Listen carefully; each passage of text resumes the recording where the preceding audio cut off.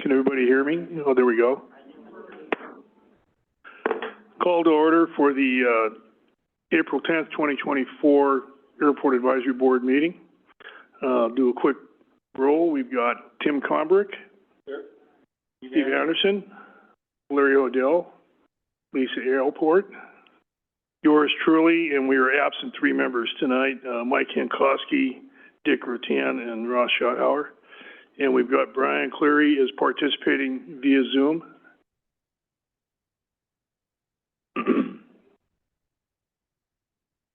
Brian, are you there? He's not on yet? Okay, we'll come back to him.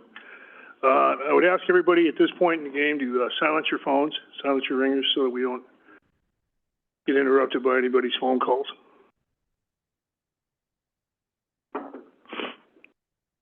Is Brian there yet?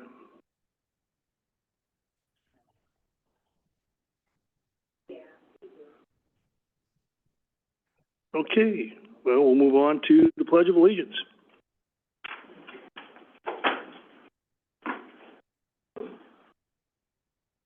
Pledge allegiance To the flag of the United States of America, and to the republic for which it stands, one nation, under God, indivisible, with liberty and justice for all.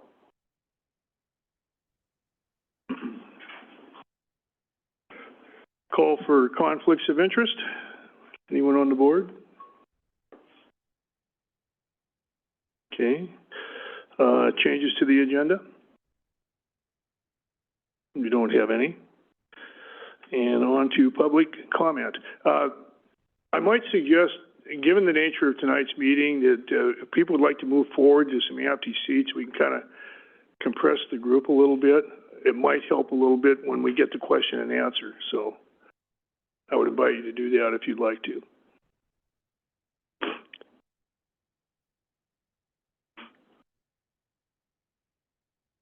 Any comments from anyone?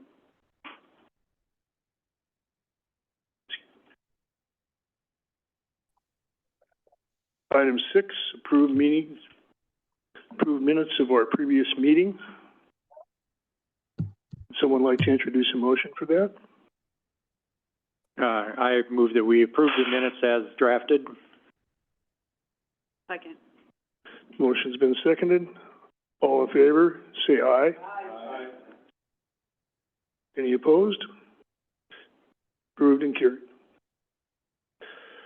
Move on to staff reports. First from Ordura. Is she not? We were going to move straight into the business agenda with our staff reports under there. Okay, so we'll just go ahead and move on to item 8. which would be the Coeur d'Alene Airport Association update. Harry, if you'd like to, you can use podium.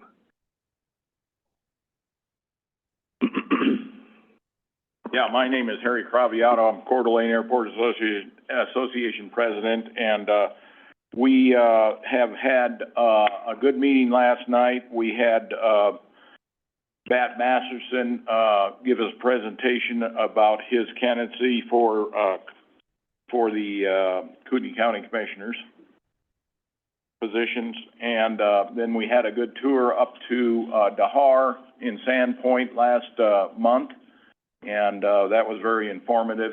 We had a good time there. We're working on several other items of interest, but I got to get with Gaston on a few of those before I can comment on those. That's all I have. Thanks, Harry.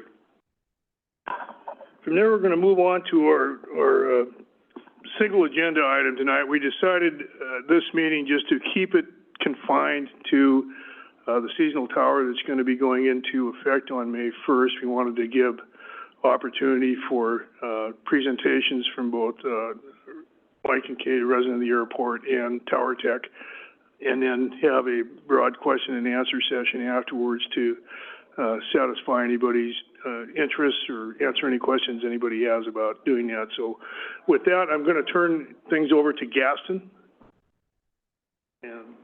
Absolutely. Wanted to welcome everyone here today.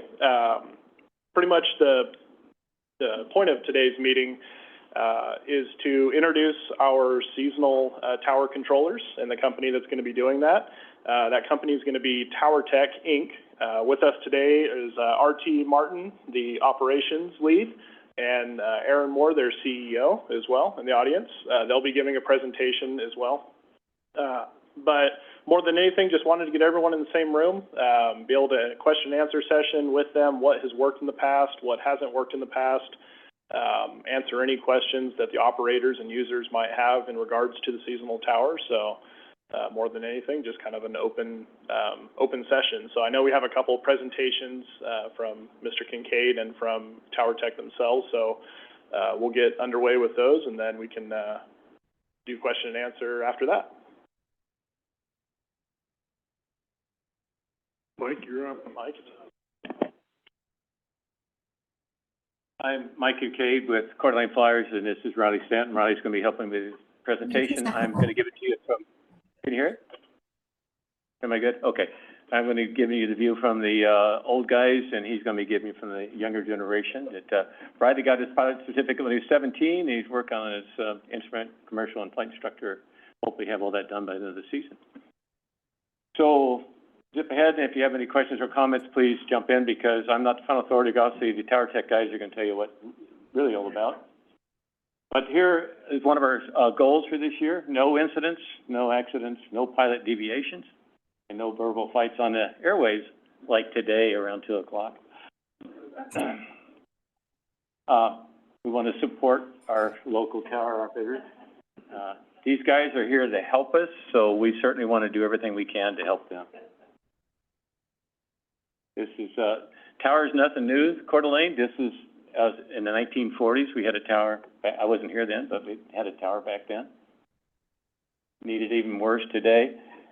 There are there's several different sources for communicating. I'm not going to go over how to communicate on the radio necessarily today, but these are some of the sources. And Robert Tickner from the FAA is actually going to bring some more sources to our follow-up meeting we're going to have in a month or so. But these are just some of them. The advisory circular is always good, and the FAR AIM, the AIM has some really good ideas on terminology that we should be using. Tips from Captain Obvious: listen before you press the mic key. Has anybody ever experienced a problem with that? Oh yeah, every day. Think before you talk. If you hear blocked, that's when it means you've been covered on by somebody else. So go ahead and repeat, please. Be concise and clear. Use consideration on the radio, unlike today, and offer to give way to other aircraft to solve an issue. Today, I think we turned off the taxiway for someone, and someone did it for us. That's great. When the firefighters are on a roll, we need to get out of the way and let them have priority of the runways, of course. Sterile cockpit when close to the airport. Anybody fly with their wife or spouse? Be aware, situational awareness of activity in the pattern, and be ready to divert for spacing. This is last summer. There was a little fire over in Hayden. This was an afternoon of flying. It's pretty busy. And this is what we got to watch out for. Exactly.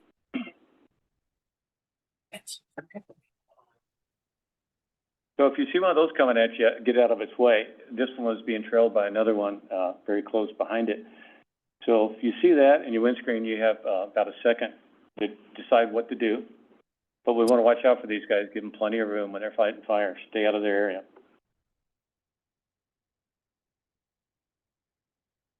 This is just a personal incident last year. These airplanes are very close together.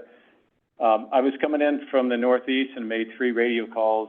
A 185 was coming in from Montana, made 1 radio call 10 miles out, and that was it. So we thought perhaps he had It's breaking up someplace again. else.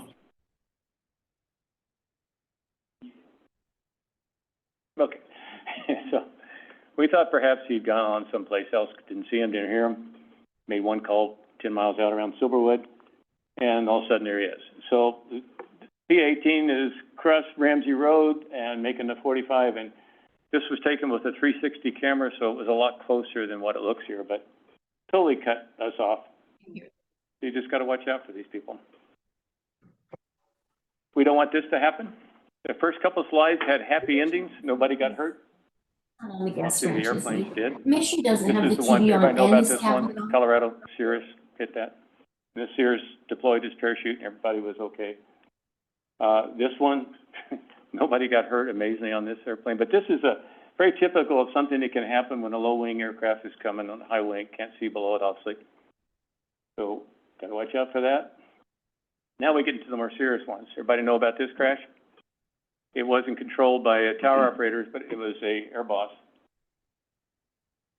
Want to watch out for that. And this brings us to the accident that brought our safety stand down a few years ago. Robert worked with us on the program we had after this, and a tragedy, 8 people killed, 3 of them were children. It was totally unnecessary for this accident to happen. So when we're going south on the lake, we will change to frequency 122.8 and say Lake Coeur d'Alene traffic. And we'll advise that we're flying on the west side of the lake, southbound. We're coming back from the north, also you're going to be on the east side. So we try to fly right side of the lake. And this is, not going to let me do that. So this is what, unfortunately, yes, see, okay, this is going to let us turn. So you see on the lake, when you get a 360 view like this, it seems like you could see traffic coming from you miles away, but you can't. It's going to be a little dot, and all of a sudden it gets closer and closer, and you're converging at 200 miles an hour. You don't have a lot of time to react, and this was a very unfortunate accident. But it was a clear day just like this, and unfortunately, they collided. So we just got to be looking all the time. So we try to communicate on the radio better, have our position lights on, and if you have ADSB out, that's a great thing. Use it. This guy wasn't doing that, unfortunately, in the Beaver. Today, Shane is doing a great job on safety around the airport, communicates really well. They have ADSB out, and they even have PFDs and do a advisory for their passengers, which is great. But they've been doing a really good job and communicating well on the lake. Carlin Bay now is 122.8, used to be 0.9. It's 14 miles from the airport, so it's commonly a reporting point. Be aware they're on 22.8 now again, instead of 0.9. Again, this is the site of the mid-air that we had, that Brooks had a couple years ago.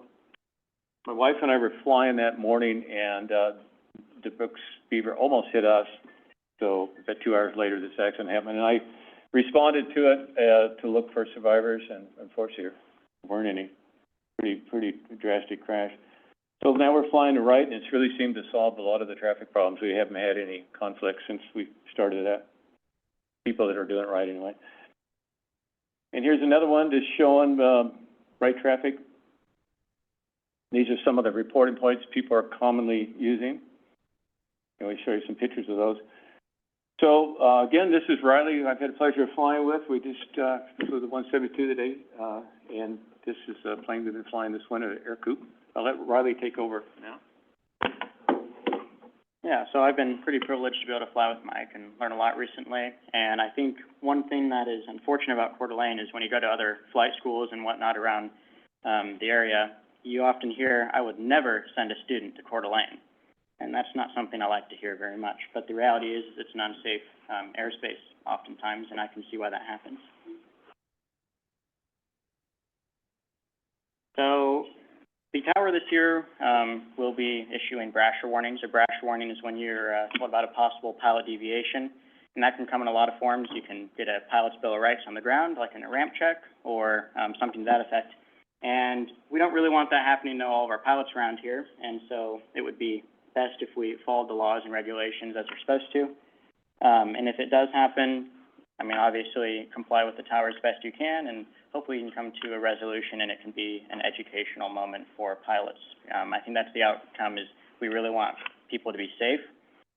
And a part of that too is we want to be good about ASR's reports. If something happens to you or you do something stupid, you should report it. And that's not something that you're incriminating yourself with, it's just a report, and it can actually help improve safety, especially in our local area, and bring attention to some of the things happening here and maybe get some greater federal attention. So here's some of our regulations in 91-126, talking about communicating with towers and whatnot. And I would recommend studying this on your own to make sure you're proficient with it. We've also got some cards we can hand out that talk about airspace requirements. Coeur d'Alene will not be a Class Delta airspace. Technically, it'll be a Class Echo operating with Class Delta regulations in it. So when you go and look at your chart, it'll still be your magenta line, but it's going to be in your NOTAMs that you'll see that we have a tower. So this is more, and it talks about operating in Class Echo airspace with control towers as well, and this is 91-127, so be sure to check on 91-126 and 127 in the FAR AIM. So green lines are what you should do, and red lines are what you should not do. A good example is a few days ago, we were taking off of runway 20, and in front of us, Cumberland Amphibs also took off, and they made right traffic on 20, and that is a problem because 20 should not be right traffic. So whenever we're departing any of the runways, we need to be aware of what traffic pattern we're supposed to be following and maintaining that. Now, granted, when the tower's here, they might have us do something that doesn't follow that, but the tower's not 24/7. Anytime the tower's not here, we default back to our standard operations, and the calm wind runway is 20. So here's just a picture real quick of Coeur d'Alene. And so what happened is an airplane took off of 20 and went to the right here, which of course is not what we should be doing. 20 is left traffic, and that's our calm wind runway. So if you don't have a preference on runway and the wind is calm, use 20.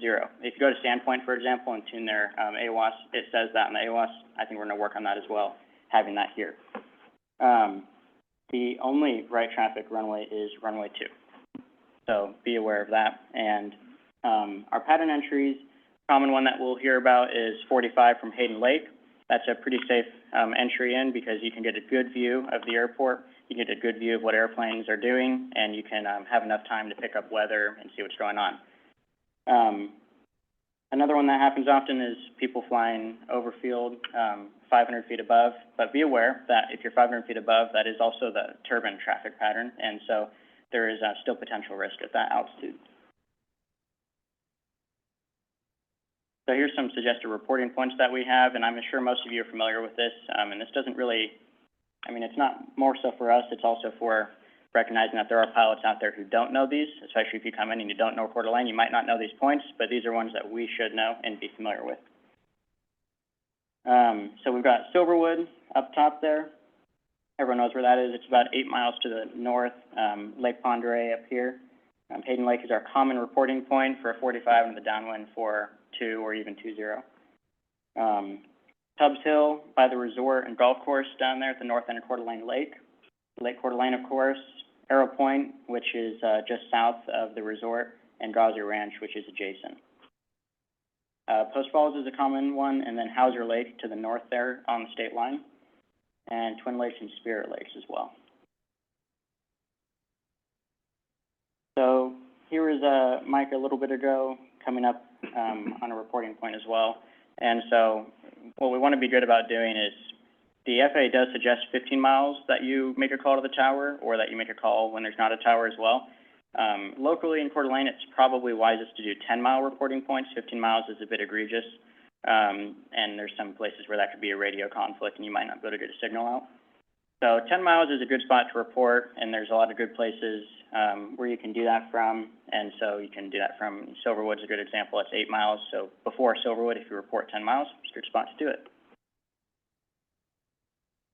So here's Gaza Ranch and Arrow Point, that's 10 miles to the south as well. And then here's an image of us in the Super Cub, and you can see those clearly, and Arrow Point sticking out up there, and Coeur d'Alene Airport's up here. This is a common one. This is the resort in Tubbs Hill. It's pretty well recognizable. I will say, unless you are doing so to show off to someone or whatever, maybe do a tour flight, you should avoid congested airspaces where people might be circling over. There's no reason to be circling over the resort unless you're showing someone, because there could be someone else doing it. So that's something to be really conscious of, and the resort is obviously a place that happens pretty often. Here's a reporting point, 5 miles to the northeast over Hayden Lake. That's a pretty common reporting spot as well. And I really recommend using this because, again, you can start announcing where you're going to be coming into the airport from and get a lay of the land of what's going on, as well as be able to pick up weather safely there. Here's 10 miles to the north at Silverwood. Silverwood's down here. It's pretty recognizable, obviously, with the roller coasters and all of that. People know that pretty well. There's also an old airstrip there that is no longer in operation. But that's a good reporting point coming from the north. And then be aware of how you travel. If you're going southbound, be on the right side of Highway 93. If you're going northbound, do the same. So just like on the lake, we're trying to be on the right side of things. Same thing on the highway going up and down. Sawmill and Chilka are really common reporting points as well. They're about 5 to 6 miles north of the airfield. They're very visible. It's a huge lumber and saw yard, so that's a common reporting point. And if you're going to be making going directly to the airport from the north and not using Hayden Lake, then this is a common reporting point as well. So this is more emphasis on what Coeur d'Alene will be in the next few months. So during towered operations, we'll still be Class Echo airspace, but we'll be following Class Delta rules and regulations. So you have to make contact with air traffic control. They should be listening on 22.8 if you happen to forget, but be good about checking your NOTAMs. That shouldn't be their responsibility. It should be your responsibility for checking NOTAMs and knowing what's going on at the airfield, and that goes for anywhere you go. So, yeah, you want to say who you're talking to, who you are, and that's your full call sign. Now, granted, you don't need to use your full call sign every time, but your initial contact, say exactly who you are, and your type aircraft is really helpful as well. Where you are and what you're wanting to do and your intentions and all of that. That's just the best way to communicate, and I know a lot of us around here might not fly into towered operations very much, so this is hopefully a good refresher. So we want to be looking, know before you go, and fly defensively. Sometimes the other pilot doesn't see you, and you shouldn't anticipate that they will. You are the pilot in command. Do what you can to avoid an accident. Fly the appropriate pattern. This has really been atrocious at Coeur d'Alene. It's been a bit dangerous seeing how many people completely ignore the pattern. Now, the FAA does allow you to do things outside of the pattern, but that's not common sense, and that's not what everyone else is going to do. So if we get everyone on the same page of following the pattern, that's best. Now, granted, if there's no one in the pattern and you know there's no one in the pattern, sure, do a straight in, whatever. But you need to be very conscious that there are people here who don't use radios, especially when the tower's not operating. Be good about using the CTAF. If you have a radio, use it. That's a no-brainer, I think, but there are still some people out there who don't use their radio. I don't know why, but as much as some might want it to be a cowboy airport, we've long left that. Use your landing lights. If you're inbound and you're able to use your landing light, you should. There's no reason not to. It increases visibility. I've heard the stat that it increases visibility of an aircraft by 30%, and I'd rather have that 30% on my side than their side. Yield the right-of-way, of course, right-of-way literally to the right. So, and what aircraft and categories of aircraft have rights-of-way. So, be conscious, too, of medevac and fire. If someone says that in their call sign, just like when someone turns on their sirens on an ambulance, you have to yield to them. So if the fire guys say that they're going to do fire operations, let them take off first, because it's a matter of life or death. You're just out there for fun, hopefully, so. And then be courteous. It's very easy to get flustered in the radio because you're hiding behind the mask of a call sign, and that's, not really how we want to be. I'd like to encourage us to be a good community here, and I think that's something that is easy to move away from when we can just get flustered at each other and, again, be all cowboy about what I'm going to do in the pattern versus what you're going to do in the pattern. At the end of the day, I know I want everyone to go home safely, and I hope other people want me to go home safely. So I'd like to make sure that everyone is being safe. And then keeping a sterile cockpit within 10 miles of the airport. It's becoming increasingly belligerent how many people are stepped on in conversation. I mean, you'll hear someone making a call, and then immediately, because maybe you're not paying attention or you're not in a sterile cockpit, you'll step on that person, and for whatever reason, people, when you hear blocked, don't repeat their call.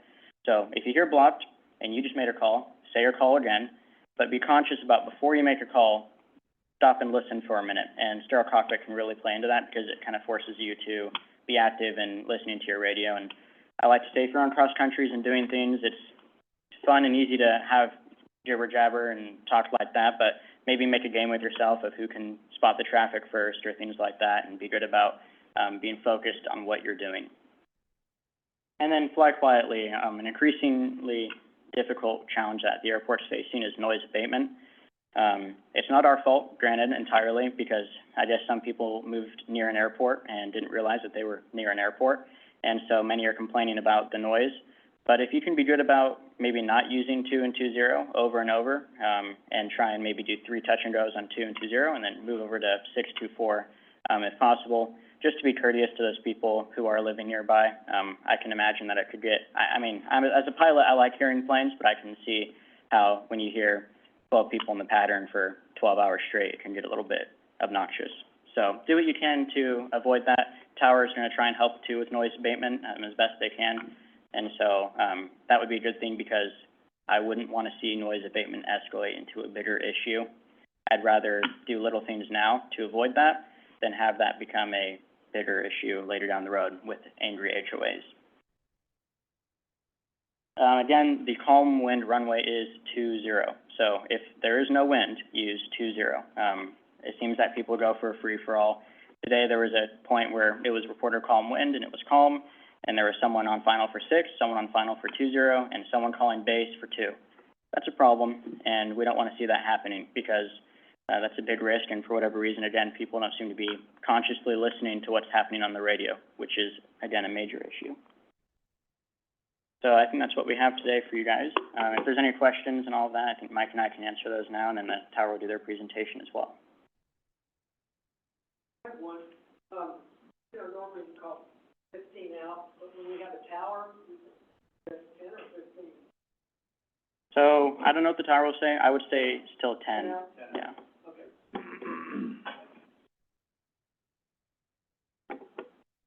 Perfect. If I could interject, I understand we have some folks from the FAA here. Oh, okay. I don't know you, sir. You might stand up and introduce yourself for those in the crowd that don't know you, and tell us a little bit about yourself. Probably know half of these people. Robert Tinker, I'm with the FAA here at Spokane, in operations inspection. Years in Coeur d'Alene has been on my radar every month, working with gas and fire management, other great staff support and operations support. Try to rein in some of these outliers and really keep the system safe.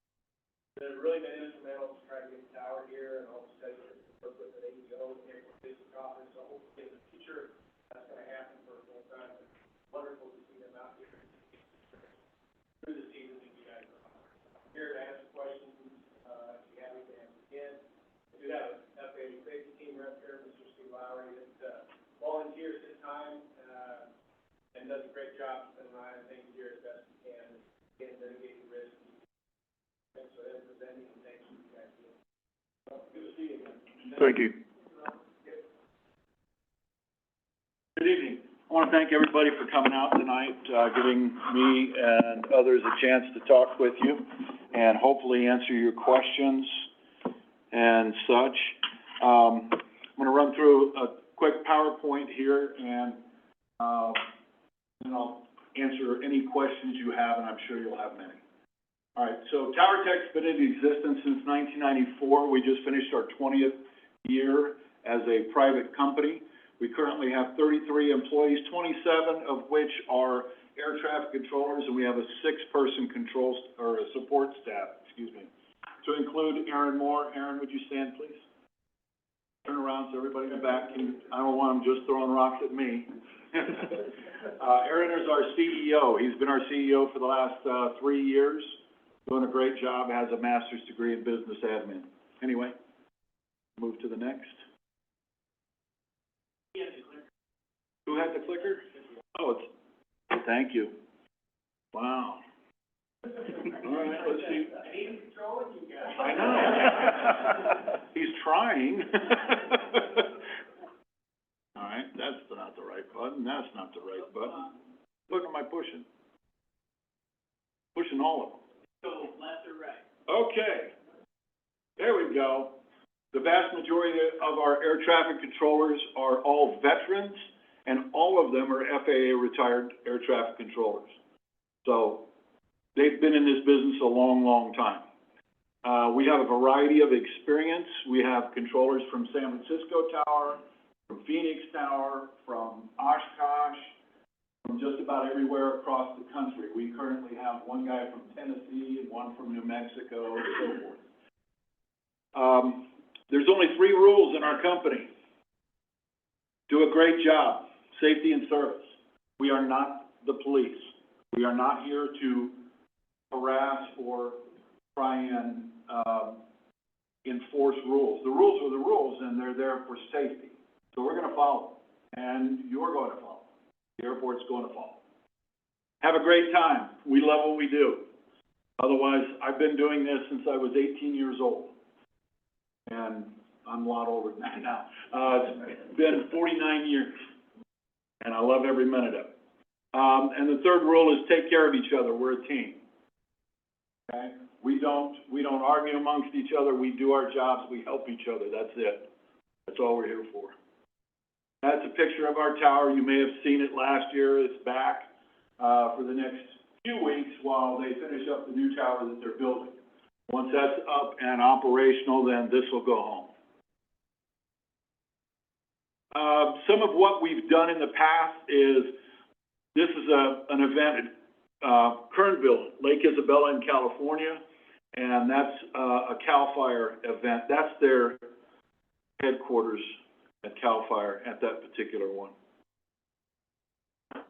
USDF, we work for them as well, the Department of Forestry.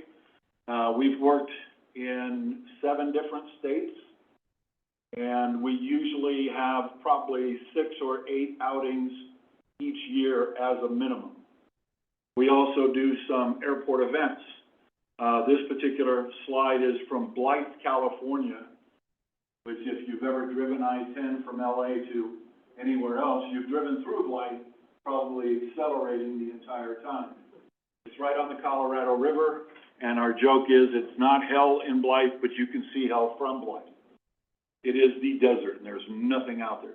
122 degrees last year when we were there in July. This is the Red Bluff fire in 2017. That was a nightmare. This is McClellan Air Park in Sacramento, California. They're getting a Serco tower there sometime later this year, and they're just finishing up right now with their pilot training and certification up there. Tower Tech equipment. People always want to know what we've got inside our towers. First off, let me tell you, you're more than welcome to come visit the tower. Come take a look. We're happy to show you our stuff. We think it's pretty awesome. We have tunable VHF transceiver radios used for ground control, tower, Unicom, monitoring others as we need them. Handheld radios for AWOS or ASOS. We have Kenwood high-band VHF radios, which are used for monitoring fire heli-based command. We have our own weather station with a wind altimeter and temperature, although my altimeter is giving me some fits this week, so we'll see. Laptops and iPads. We run Flight Radar 24, ForeFlight, and ADS-B. We have all three of those up all the time that we're open, okay? We should be able to see on one of them. And we do still carry a standard light gun with all the light gun signals for those of you that, want to show somebody what it was like when you first started flying. Controlled airspace, I'm not going to go over too much of that because I thought that the young man did a really good job of that, talking about Class E airspace. It doesn't change. It just becomes controlled airspace. That's the difference. It's going from uncontrolled to controlled. Tower Tech's here to assure an enjoyable and safe aviation experience for everyone. Air traffic control is provided on a first-come, first-serve. That doesn't mean loudest yeller. That doesn't mean the orneriest person.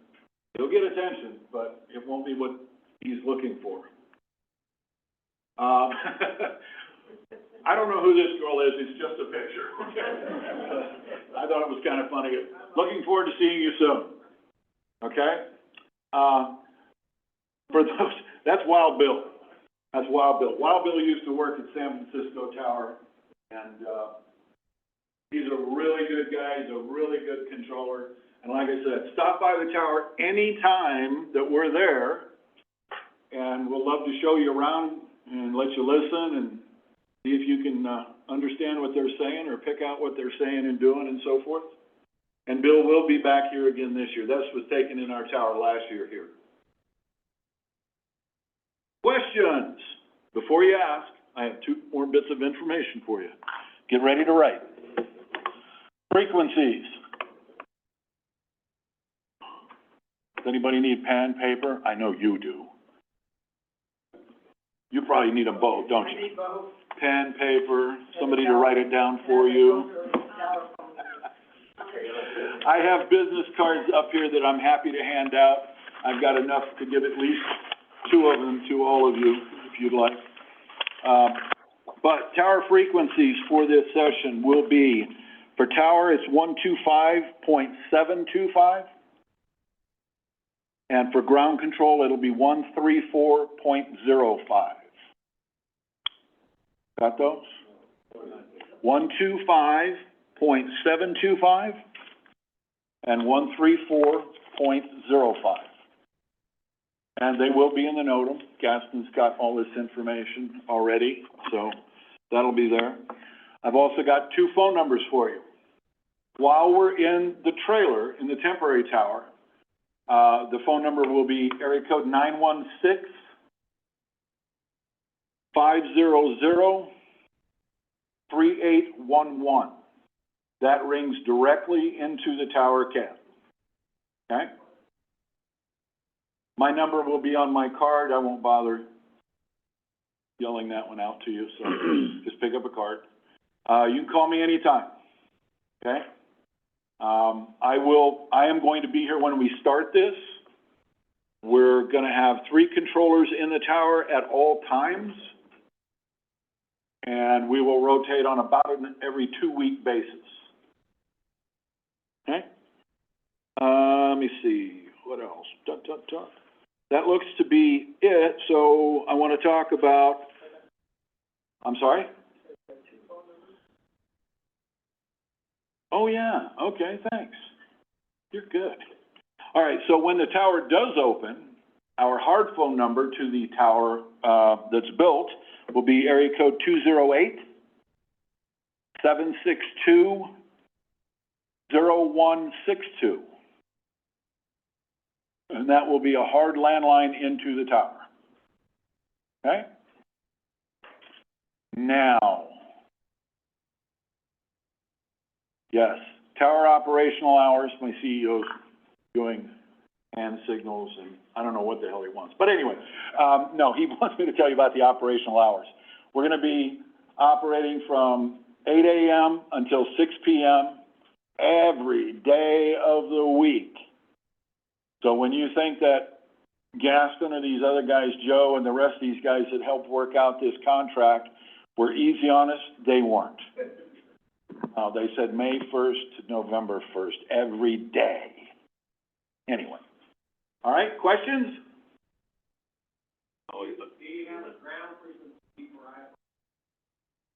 Good question. No. we're going back to what has worked here at Coeur d'Alene since the tower was here in 1942. Frequency 132.1 will remain your clearance frequency with Spokane. Last year, they talked us into doing the clearances, and we beat up 2 of them after it was over. We're not gonna be doing that anymore. It's way too much radio chatter and too much congestion in the control tower. So they'll be doing that. IFR clearances will be issued on 132.1. Yes, sir, you had a question? Some of the points we covered this morning, but maybe Yes. over again. What were some of the incidents last summer you could highlight?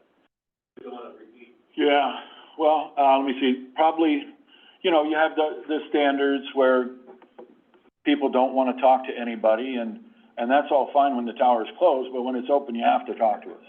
You absolutely do. I don't care if you don't want to. There are days I don't want to talk to you either, but we have to do that. So, probably the worst one I saw was the Tri-Pacer that landed underneath the Falcon that was departing. And the Tri-Pacer landed 6, and the Falcon departed, 2-4. Yeah, and as I'm watching the Falcon, he's sucking up his gear, and I glanced down, and there's the Tri-Pacer touching down. And I cannot tell you what I said, because Gaston told me not to. But we were very surprised, very shocked, and we were not happy. And the biggest problem for me in that scenario, other than the fact that, because I go home at the end of the day, okay? Not everybody in that scenario is gonna get to. The biggest problem is we had been here for over a month. And in 30 days, every pilot, everybody that can get in or out of an airplane ought to know there is a control tower here. Okay? We monitor 22.8 on a separate radio. If somebody makes a mistake and they just forget, they don't know the frequency, they're nervous, they're scared, whatever it is, we are not here to hurt anybody's feelings. We are here to make sure it's safe. Okay, so they can call in on 22.8 and we'll give them the frequency and we'll get them over there and get them in the flow. Yes, sir. Last year, when they were, I got a left pursuit. Yes. Are you gonna be doing that? It won't be the standard practice. I know. People come in who don't come in regularly, say that. Well, The tower says it. and that's kind of what I was gonna say is, you know, when I'm working traffic and I've got 6 on one side and 4 on the other, I'm gonna use every tool in my toolbox, okay? And if that means putting you in a downwind that you're not familiar with, and all you gotta do is tell me, this is new for me. Okay, now I know that you're uncomfortable with this, and I'm gonna do everything I can to get you down quickly or get you comfortable with it. It wasn't uncomfortable. That's weird. Well, don't tell me it's weird, just tell me you're uncomfortable. I'm kidding. No, we will try and keep the standard practice of what you've already been doing here, other than the unsafe stuff. The unsafe stuff, it's just gotta end, because it's not gonna be very much longer at this continued pace before somebody's gonna end up in somebody's backyard, living room, whatever. And it's gonna be nasty and it's gonna be ugly, and there's gonna be a whole lot of why this happened. Okay? Anyway, what else? Yes, sir? Expand on, ground operations, your expectations of ground operations too. Okay, so a couple of things that we talked, Small ground, yeah. what? A couple of things we talked about this morning were last year, our physical location was such that there was some difficulty with pilots being able to reach us, okay? If that's the case, taxi out to the edge of the movement area, taxi up to Delta and stop. Call us from there. Once you get a clear line of sight, it's gonna be a lot easier than back in the hangar rows, okay? Some places want to call on stars. Right. As long as you're not on the movement area, and primarily as long as you're not on the runway, okay, we're gonna work with you. Okay? I see an aircraft over here, you know, say your intentions. You know, oh, okay, we couldn't get you before, now we're moving up here. Okay, great, let's go. What do you need? The next thing would be, for IFR, one thing that you will hear this year that you didn't hear last year was we will be asking every departure to verify whether they're IFR or VFR. Because getting out of the IFR clearance business with Spokane means that I now have to ensure that I don't accidentally depart an IFR aircraft without their concurrence. I still have to get a release, they still have to put you in that flow somewhere. So that'll be something that we'll be talking about. Where do we call from the hangar if we can get you, or would you prefer we get up closer? I prefer you get up closer because I like to see who I'm talking to, and I like to be able to visualize, okay, he's here and I need to get him there. And how do I do that, you know? If it's you know, I'm at Ted's hangar in the back of row C, Ted and I aren't all that familiar with each other, so, you know, yeah, move up and I'm the yellow high wing over here and, okay, great, there you are, boom. I can help you out that way. Yes, sir. Uh-huh. Right.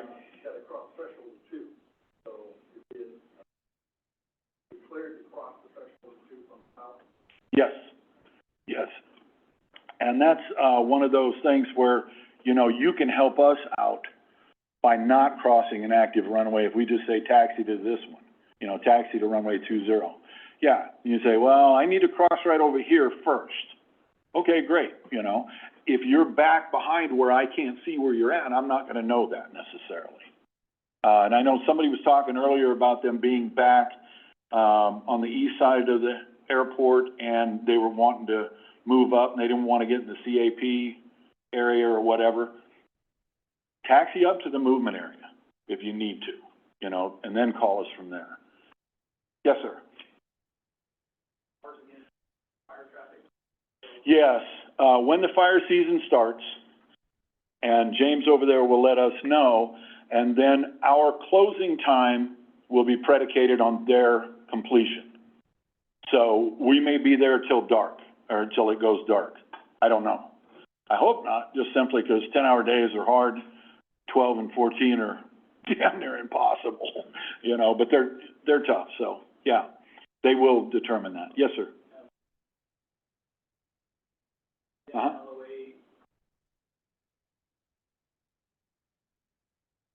Right. No, whatever you're doing with Spokane is fine with us. If you're life flight, then that also tells me that I need to pay a little closer attention to what your request is, what you're doing, you know, okay? We try and provide everybody the same safety, quality service. We try and do it based on who calls first. But we do understand that there are a few situations and a few aircraft that have a little different mission than, you know, I'm going to take my nephew up to show him around. So we want to address those needs as well. More? Yes, sir. Again, this is things we covered before. Right. It's a hard question on communications. Number one, what is to you the ideal communication you can hear from the pilot when he's on the ground? I'd like to hear his call sign. I'd like to hear type aircraft. I'd like to hear where he is and what his request is. If I don't have all of that, then I don't know how I can help you in one transmission. Okay, I want to try and keep my transmissions to a minimum. So if you call me and say, this is Cessna 255, and I'm over here at Delta and whatever, and I'd like to taxi out to depart. Great. I know exactly where you are, exactly who you are, what you are, and what you want to do. Okay? And confirm that they have the weather or the current they want. Yes, the weather and all that's important, because otherwise I'm going to rattle it off to you. And some of my guys, and I'm probably as guilty as any, are old school, and we've been doing this long enough that we repeat it anyway. We're going to tell you the altimeter, we're going to tell you the wind, we're going to tell you all this stuff, and you're thinking, I just told him I had the weather. Well, now you got it again. RT, Yes. are you gonna want readbacks on all instructions? No. No, and I'll tell you why. primary reason on that is that from the looks of this place and the operation here, I need to keep my transmissions to a minimum. If it's a control instruction, I'd love to have it acknowledged, not necessarily read back, okay? So I give you taxi information, I give you takeoff, Roger, we're departing now, or whatever, you know, something along those lines, just so that I know you got your instructions. The air goes, you want these? No, not necessarily. No. And like I said, last year, we got here on, Thursday night. We weren't slated to open till Friday at noon, so all of us came out, climbed in the tower, turned on the radios, looked out the windows. I didn't know some people even knew all those cuss words. And we were like, oh my God. You know, you've got a guy short final for 2, and somebody else says, well, I can get out in front of you, and boom, powered up and took off. And I thought, this isn't gonna work. And sure enough, we ended up with a flight of 2, because the guy on final got scared and he went around. Now you have 2 of them out there. Now what are you gonna do? And, you know, that's just silliness. That's unsafe. It's ego, it's cockiness, it's whatever, but we can't have it. We cannot have it. That's all there is to it, folks.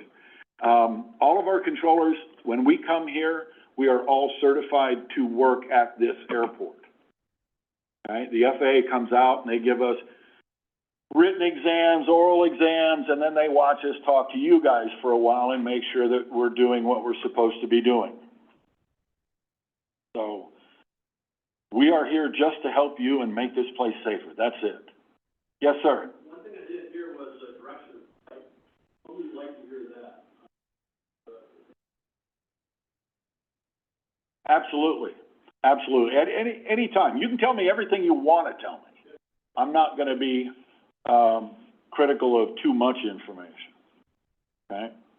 Yeah, tell me which, I'm departing VFR, want to go to the Northwest. Okay, great. So RTR, defined ATA, Define what? the defined ATA. Oh, the defined ATA, yes. So we talked about this morning. There's a 4-mile radius from the surface to 5,000 feet is basically what the ATA or our air traffic area is, okay? The designation from Spokane approach is 10 miles.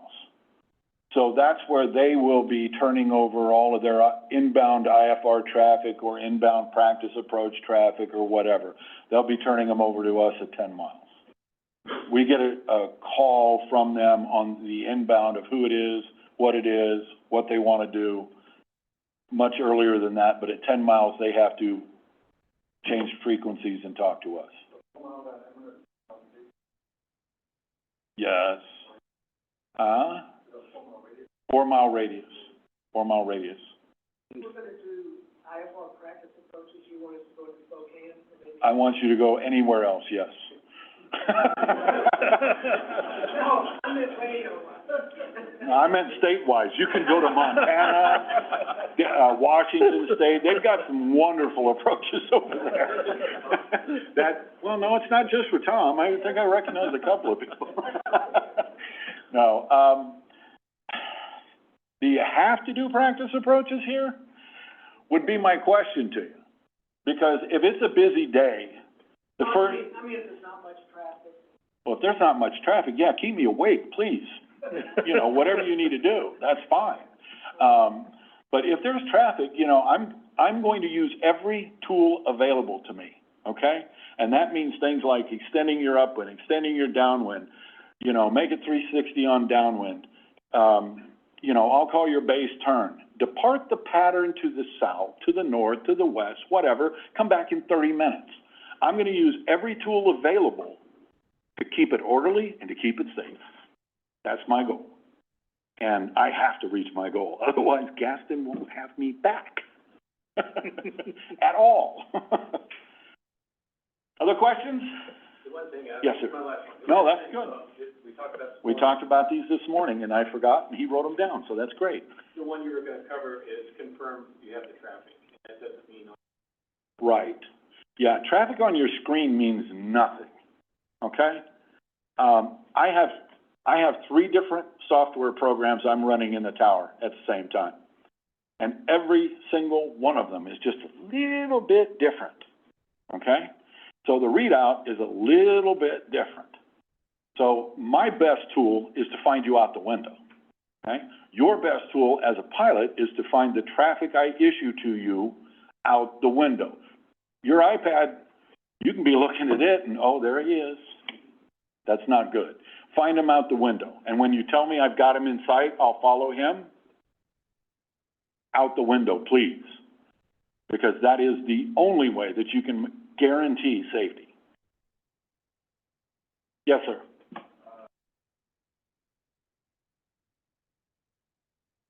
Montana. I was talking about that earlier. No, we have, as long as you've got a transponder. Yeah, no, I won't waste that time, believe me. If you've got a transponder, I'm gonna be able to pick you up, okay?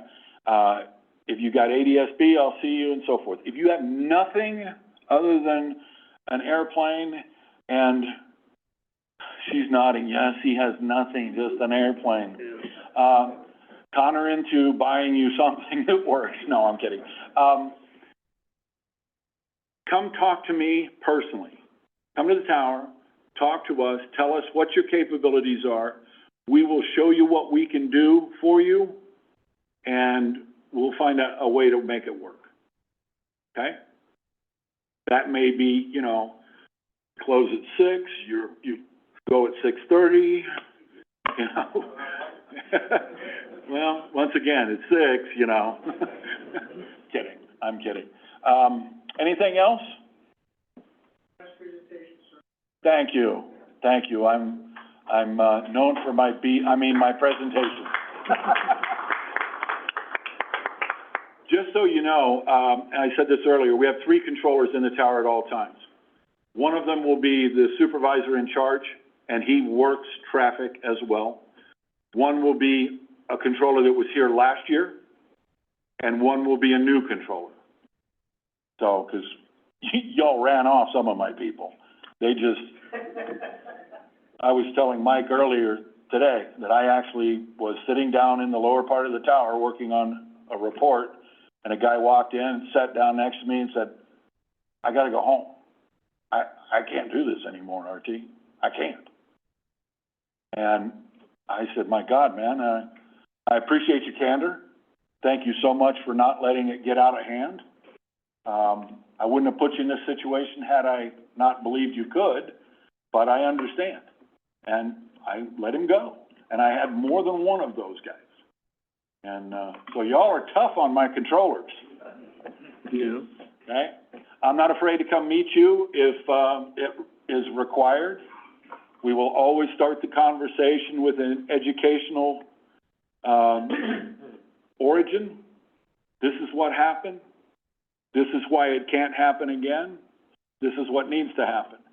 And as long as we, go through that in an educational manner, at the end of the conversation, that's the end of the conversation. It's all done. If I have somebody, and believe it or not, I've actually had him throw his fist up in the air, you can't make me, and blah, blah, blah. Then I'll just look at you and go, okay, now you need your name, your address, your phone number, your license number, FSDO. Bring your pilot's license, your logbook, and a Bic lighter, and meet me over at the tower. We'll just finish this right off. Thank you very much for listening. I know I went on much longer than I should have, but, like I said, we like being here. We love this area. We, don't like your runways very much, but we're here to help you as much as we can and, make this a safe season again. So, okay, thanks.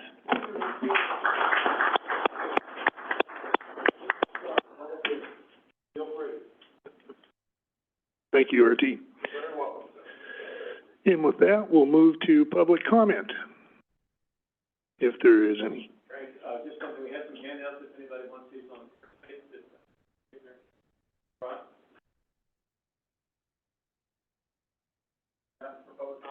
Yeah, go right ahead. It's a little easier to hear you if you're standing. Talk fairly loudly, if that's okay. It's kind of just a general question, and I don't know, this is, meeting's more on the temporary tower, but will there be a meeting for questions about the more permanent tower? And, or is there a permanent tower? It sounded like maybe. Well, for at least this year, this will be a seasonal tower. The plans are to continue it going forward from season to season. Okay. We're not contemplating a full-time tower anytime soon.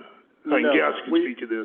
We've started the process with the FAA, but that process is, like I said, it's upwards of 8 to 10 years to realize an actual permanent FAA tower here. But there will absolutely be, public meetings, input, everything when it comes, down to installing a permanent tower. Okay, got it. So and then I do have one question related to the blue light. I live in the neighborhood next to the airport and very aware that there's an airport there when we moved in, so. But there's a light that seems to be new, or maybe just more, it's brighter, that is kind of circling around. I don't know if that's part of the temporary tower during season, if that's something totally different related to fire season. No, that is the airport's, beacon. So that is the one navigational aid that basically tells the pilot where the airport's at as they're approaching the, airspace, so. Is that new in the last It is a year? new Okay. light, yeah. It's been Okay. updated to a new LED fixture. Yep. And the location had been changed from where it had been previously. Okay.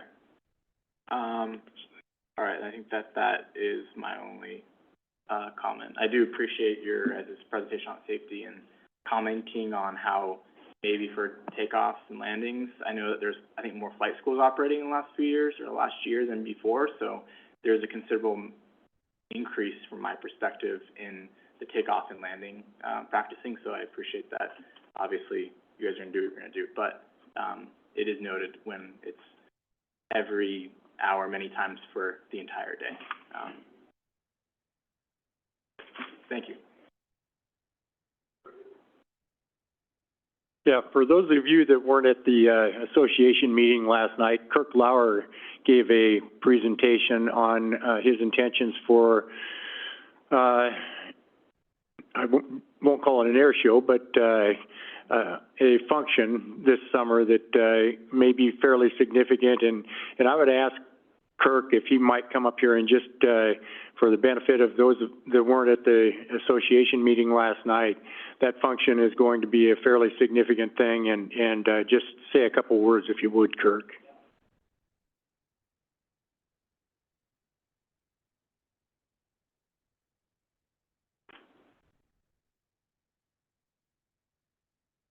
I'm Kirk Lauer. For people who don't know me, I own Coeur d'Alene Aviation and Maintenance. You know, the past couple of years that I've been in business there, there's been the Air Expo, and then last year we had the F-35s that showed up. The F-35s was really cool. They'd been working on it for some time. I agreed to host them on our ramp. I put out a post 5 days prior. Figured we'd have a few hundred people. We had 5,000 people that showed up on the ramp. And it could have gone sideways very, very quickly. We dealt with it. But what I saw was that we needed to put together a really cool event. The community wants to come out to the airport. They want to be there. They want to see what's going on. I'm a huge advocate of education, especially to people that live around the airport. Show people, you know, what we do. We're not just boring holes in the sky. We personally have 40-plus students, and a lot of those people are going on to the airlines. So I'm all about the education. But I think the more that we can get people there, make it a community event, they can see what we all have as an asset here in Kootenai County. So, air event, first of all, I'm charging admission, and I want to take that right head first. I'm charging admission not because I'm a greedy business owner. I'm charging admission because I'm promoting this to be a very, very safe, well put together event. It's $5 per person. The reason I'm doing that, and I'm working very closely with Gaston on it, is as an air event, we have to have security fencing, almost a half a mile of that we're renting. Outhouses, 25 outhouses. We only have 15 staff members in my company. We have to hire crowd management staff. We have to have aero boards, the signs, the construction signs, the reader boards, things like that. So it is tens of thousands of dollars to put this event on, and I don't have that in my budget to do. So first thing, yes, I'm charging admission. I hope everyone can understand why we're doing that. The main attraction this year is going to be, we're working with, Gaston's reached out to the Forest Service. We're gonna have fire planes, parked on taxiway Alpha. Alpha will be closed that day. The date is June 29th, it's a Saturday, 10 to 4. So the fire planes will be the main attraction. We're hoping that we can coordinate it, where they do simulated drops in the infield, put some smoke bombs out there and have them come through and drop water. I think it would be cool for people to see exactly what these pilots are doing when they're helping to protect our community and outlining areas. Also a fly-in, so outside pilots will want to come in, static aircraft display. I have food trucks. Food trucks seem to be the hardest thing to ascertain with this, but, food trucks coming. We have a number of vendors that are coming in, aviation-specific vendors. So, just really trying to make it a really, really cool event. But I'm open to any questions. I can, throw out my email address, whatever. Any questions, comments, concerns, input, I'm open to all of it. I know that there's been a lot of events like this, but we want it to be safe, well put together, and fun for everyone. So that's kind of the basics of it. Any questions from the board so far on this? Will you be soliciting any volunteer help from I will. So the KPOA community? Yep, so right now what I'm doing, I have a map of the event and where everything's laid out, and then a map of the parking. Parking last year, gosh, there were people parking in the Ziggy's parking lot, the neighborhoods up and down Wyoming. Again, we had no idea it was gonna go like that. It was not intended. So, Gaston's been gracious enough to open up the parking lot to the north, the field to the north of the gun club, kind of southeast of our facility. I've mapped it out. We can park about 4,000 cars there. So anyways, I've got maps of everything. I'm now going through filling in how many people I need at which spots, at gates, at things like that. I'll figure out what I can fill in with current staff. I'll throw it out to any volunteers. One of the things I'm doing for all staff and volunteers is buying lunch for them, just as a thank you for doing this. So, that's, parking is the biggest thing, over even aircraft parking. So, we'll have that in place. There will be the construction reader boards on Ramsey, one on Wyoming, beginning the week before, saying expect congestion on 629. So, again, trying to make it really cool. People, approach you info@flycoe.com. So our airport identifier, COE, so Fly COE, info@flycoe. They can approach us for that. I'm having T-shirts made. They're construction orange or construction green T-shirts that will say Coeur d'Alene Aviation Air Event staff. What I want is when there's 7,000 to 8,000 people on the ramp to look out and see a sea of yellow T-shirts, so they can go, oh, there's a person. Also for the security aspect of it, we've got static aircraft. We don't want people messing with aircraft and things, so I'm providing that as well. The tickets, I have a company called ShowClicks. There will be a QR code that will be on all the propaganda that will hit in the next probably 2 to 3 weeks. You'll scan that, it will go direct to our website. It'll show buy tickets here. It will show taxi maps, tower frequencies, parking maps for vehicles. It will show all that. So we're trying to do it all correctly. So that'll be up and running in the next couple weeks. We'll have 2 gates, one for prepaid. You come in, we scan your phone, the QR code scanner, and then there'll be a cash line as well. The thing about the, as I looked over and saw Tim, Empire Airlines will be there, so that'll be really cool. The thing with buying the tickets online, they charge me a substantial processing amount as well, so, but it will allow us to see how many people have signed up or have bought tickets. If, 30 days out, I see that there's 10,000 people that have bought tickets, well, then we know we need to ramp up staff even more. So it gives us a really good indicator of what the take on this is gonna be.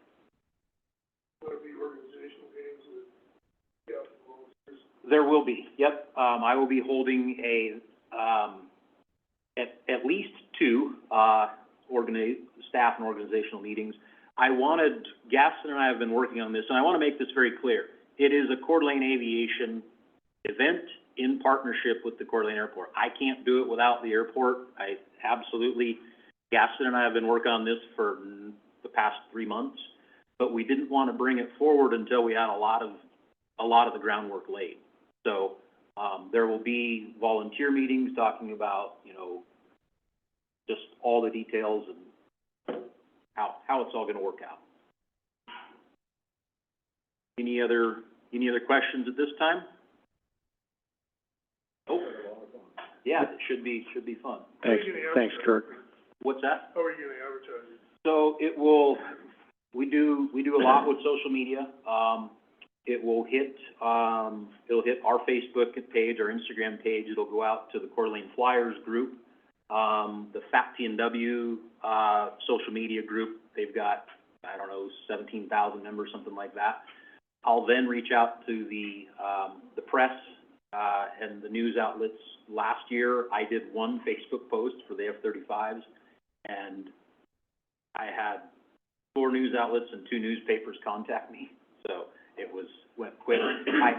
Now that we have it set, I am gonna start reaching out for military aircraft. I just needed to get a few things in place before I could start working on military aircraft. So far, we have an A-10 that's supposed to be here. I've agreed to let the recruiters come from different military branches, so having a vendor section will be kind of fun. We have Aircraft Spruce coming, Vans Aircraft, Rotax, Empire. I think Robert might set up a tent out there and put himself out there. That's ramp checks for everyone.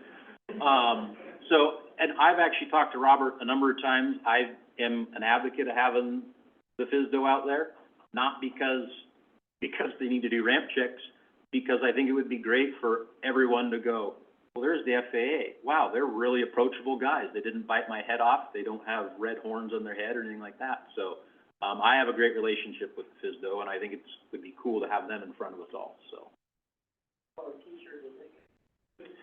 Black. Saturdays, he might not have a shirt on. I don't know, so. All right? Yep, thanks. Any other comments?